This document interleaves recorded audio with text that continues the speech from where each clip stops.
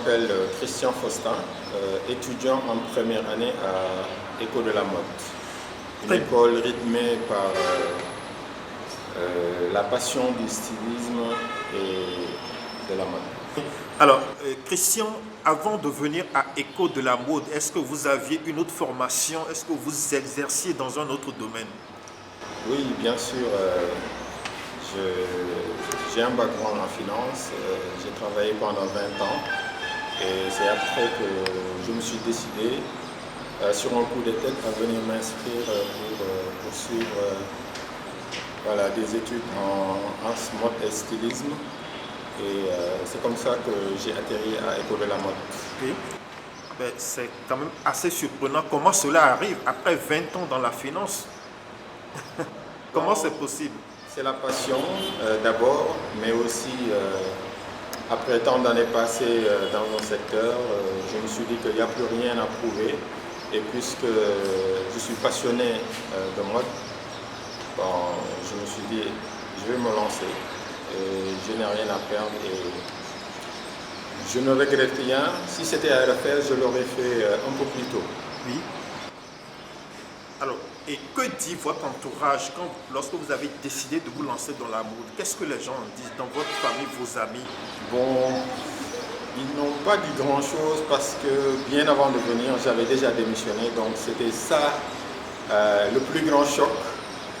Donc le fait que je me sois lancé dans une formation dans le domaine de la mode, peut-être ça a confirmé davantage ce qui s'était passé, l'effet que cela a fait quand j'ai démissionné de mon boulot.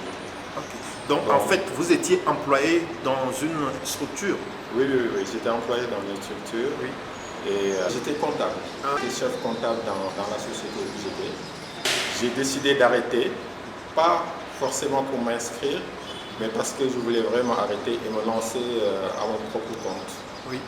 Donc c'est après que j'ai vraiment pris la décision de venir m'inscrire à l'école. Donc la démission du domaine des finances n'a rien à voir avec l'inscription ici, à l'école de la mode. Donc en fait, la finance, ce n'est pas totalement derrière vous, même si vous avez démissionné? Non, du tout, ce n'est pas derrière moi parce que je continue à l'exercer, mais en freelance. Je travaille pour mon propre compte et je donne des prestations. Est-ce que ce qui s'enseigne dans cette école répond à vos attentes? Oui, ça répond à mes attentes. D'ailleurs, une des raisons pour lesquelles je me suis inscrit, parce que j'ai vu sur l'affiche qui est devant l'école les matières qui sont enseignées, notamment l'anglais, le marketing, le design. Ça a suffi pour moi pour venir m'inscrire parce que ça montre que la mode ne s'arrête pas seulement à la coupe et à la couture, mais c'est quelque chose de grand, et c'est de l'art même, dirais-je, c'est de l'art. Oui. Et après votre formation, quel est votre projet dans le domaine de la mode et du stylisme? Bon, je dirais mes projets. Les projets, ils sont grands. Oui. Et je veux vraiment faire partie de l'élite qui va faire monter vraiment les Africains au niveau international dans le secteur de la mode, qui est dominé par les Européens, les Occidentaux en général, alors qu'on sait que l'Afrique est le berceau de l'humanité et tout est parti d'ici. Donc il est temps vraiment que les fils et les filles de l'Afrique prennent leur destin en main, et cela passe d'abord par la formation. Donc c'est ce qui explique que nous sommes là, ici à École de la mode, pour nous former le mieux en tout cas possible, et après cela nous allons marquer de notre empreinte ce secteur de la mode qui, je le dis, je le répète encore, c'est un secteur dans lequel l'Afrique doit vraiment montrer sa place, qui n'est rien d'autre que la première place. Oui. À votre avis, le stylisme et la mode, c'est une niche d'opportunité pour la jeunesse? Oui, une très grande niche d'opportunité parce que c'est un secteur qui regroupe pas moins de 43 métiers. Donc je pense que c'est quelque chose d'énorme. Et je vais prendre un exemple. Dans le secteur du cinéma, vraiment c'est un secteur qui reste vraiment à exploiter en Afrique. Et il y a vraiment beaucoup d'opportunités dans ce secteur. La preuve, dans le cinéma mondial, maintenant la tendance est vraiment de s'inspirer de la culture africaine. On prend l'exemple de Black Panther et d'autres films.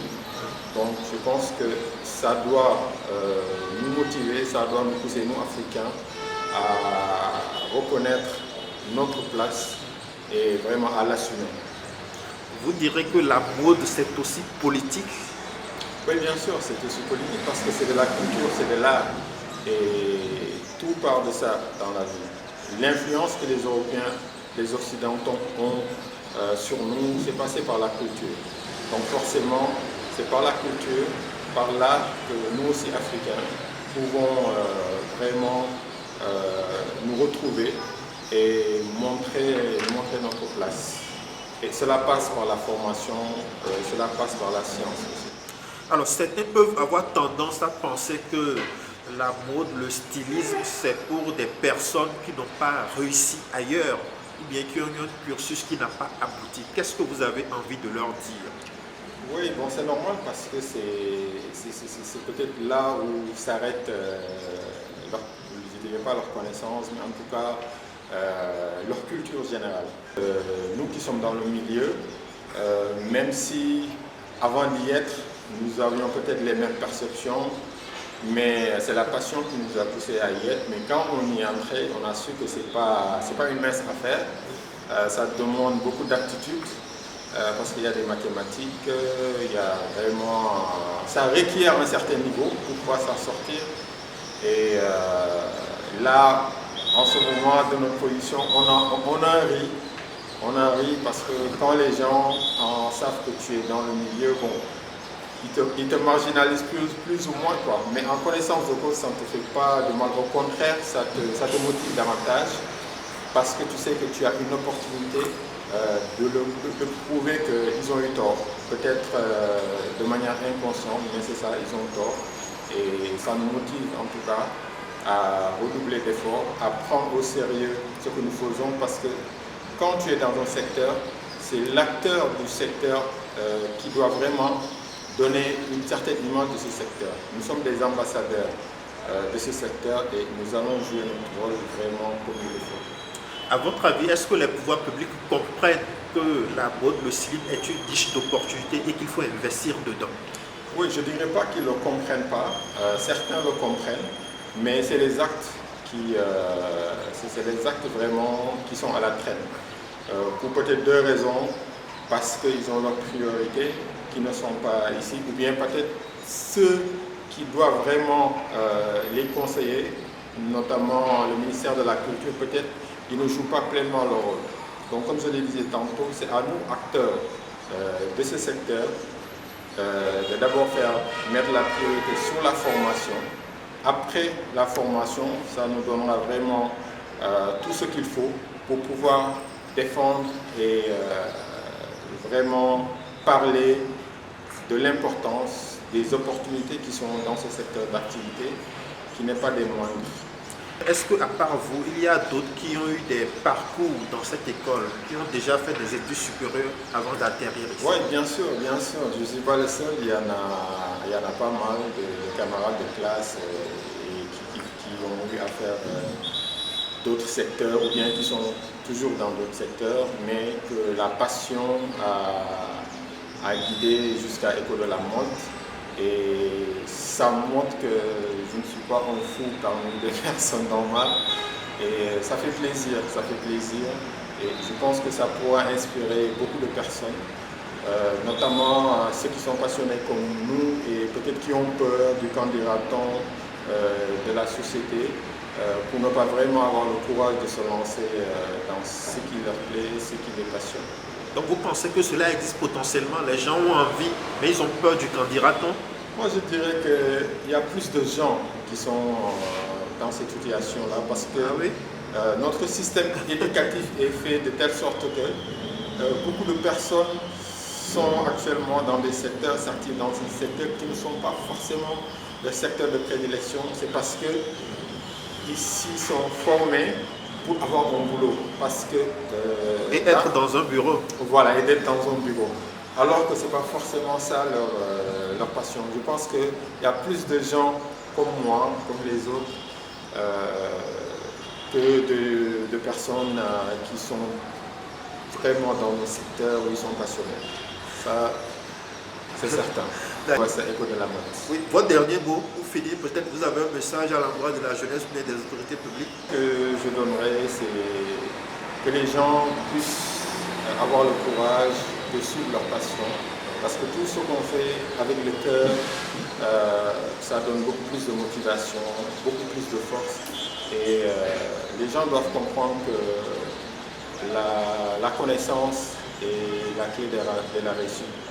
Après la passion, il faut de la connaissance et pour cela, il faut se former. Donc j'incite les gens à aller se former dans les secteurs vraiment qui les passionnent. Et ce combo de passion et de formation, de connaissances, vraiment c'est quelque chose d'assez puissant. Merci. Merci beaucoup, Christ.